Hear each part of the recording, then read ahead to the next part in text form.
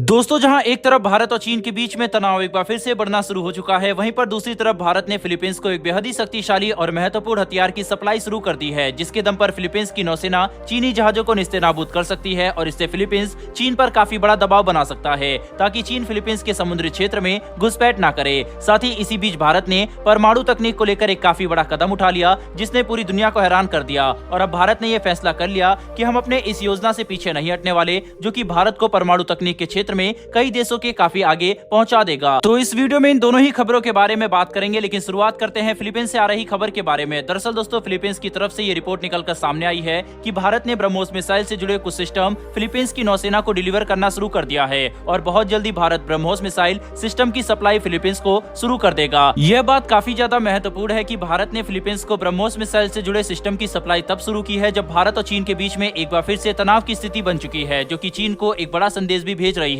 साथ ही भारत ब्रह्मोस मिसाइल की delivery Philippines को साल 2023 के शुरुआती महीनों से शुरू कर सकता है, जो कि इस बात को देखते हुए काफी महत्वपूर्ण है कि फिलीपींस ने भारत के साथ ब्रह्मोस मिसाइल की डील इस साल के शुरुआती महीने में ही साइन की थी। यानी कि भारत लगभग एक साल के समय में ही फिलीपींस को ब्रह्मोस मिसाइल सिस्टम सप्लाई करने के लिए तैयार हो चुका है, जिसके तहत हमने शुरुआती सिस्टम की डिलीवरी शुरू भी कर दी है, जो कि दूसरे देशों को काफी सकारात्मक संदेश भेजेगी कि भारत अंतर्राष्ट्रीय स्तर पर ब्रह्मोस मिसाइल का निर्यात करने के लिए पूरी तरह से तैयार है, जिससे कई सारे देश इस मिसाइल को खरीदने के लिए आकर्षित हो सकते हैं। इसके अलावा फिलीपींस ने इस साल ही भारत से लगभग $375 मिलियन की कीमत पर ब्रह्मोस मिसाइल सिस्टम को खरीदने का कॉन्ट्रैक्ट साइन किया था, जिसके तहत भारत फिलीपींस को ब्रह्मोस मिसाइल के कोस्टल एंटी शिप वर्जन को सप्लाई करने वाला है, जिनकी मारक क्षमता लगभग 290 किलोमीटर की होगी। ब्रह्मोस मिसाइल के एंटी शिप वर्जन का इस्तेमाल करके फिलीपींस चीनी नौसेना के युद्धपोतों को न कि सिर्फ अपने समुद्री क्षेत्र से दूर रख सकता है, बल्कि किसी युद्ध के दौरान चीनी नौसेना को काफी भारी क्षति भी पहुंचाने की क्षमता रखता है, जो कि फिलीपींस के पास मौजूद ब्रह्मोस मिसाइल को चीन के खिलाफ किसी भी विवाद में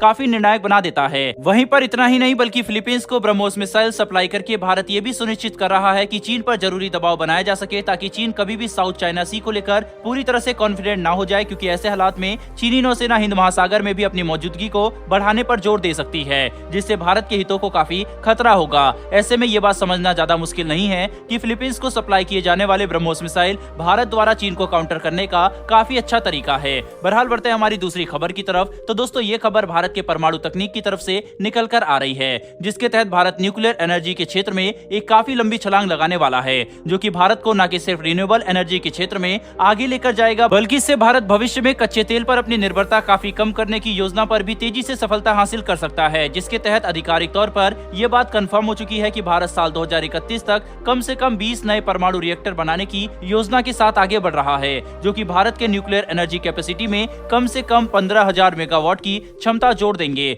जिससे भारत न्यूक्लियर एनर्जी जनरेशन के क्षेत्र में काफी तेजी से आगे बढ़ सकेगा। वहीं हम हमारी ऊर्जा जरूरतों के लिए भी काफी सुनिश्चित हो जाएंगे। इस योजना को पूरा करने के लिए भारत चरणबद्ध तरीके से अगले 9 सालों तक साल दर साल कई न्यूक्लियर रिएक्टर को बनाकर ऑपरेशनल करेगा, जिसमें 10,700 मेगावाट के न्यूक्लियर रिएक्टर शामिल होंगे और बाकी न्यूक्लियर रिएक्टर 500 मेगावाट, 700 मेगावाट और 1000 मेगावाट न्यूक्लियर रिएक्टर के मिश्रण होने वाले हैं, जिन्हें देश के अलग अलग हिस्सों में बनाया जाएगा, ताकि भारत की ऊर्जा जरूरतों को न्यूक्लियर एनर्जी से पूरा किया जा सके। वहीं ऐसा नहीं है कि भारत ने ये योजना केवल 1 या 2 सालों के समय में ही तैयार कर ली है, बल्कि भारत इन न्यूक्लियर रिएक्टर को लेकर काफी सालों से काम कर रहा है, जिसके तहत इनकी योजना बनाई जा रही थी। लेकिन यूक्रेन युद्ध के बाद जब तेल के दाम आसमान छूने लगे, तब भारत ने अपनी इस योजना को गति में ला दिया, जिसके बाद से परमाणु ऊर्जा के क्षेत्र में भारत लगातार तेजी से काम कर रहा है। बहरहाल दोस्तों, इस वीडियो में इतना ही। इन दोनों ही विषय पर आपकी क्या राय है, कमेंट बॉक्स में लिखकर जरूर बताइएगा। फिलहाल इस वीडियो में इतना ही, फिर मिलेंगे डिफेंस और वर्ल्ड अफेयर से जुड़ी ऐसी एक नई वीडियो के साथ। धन्यवाद, जय हिंद।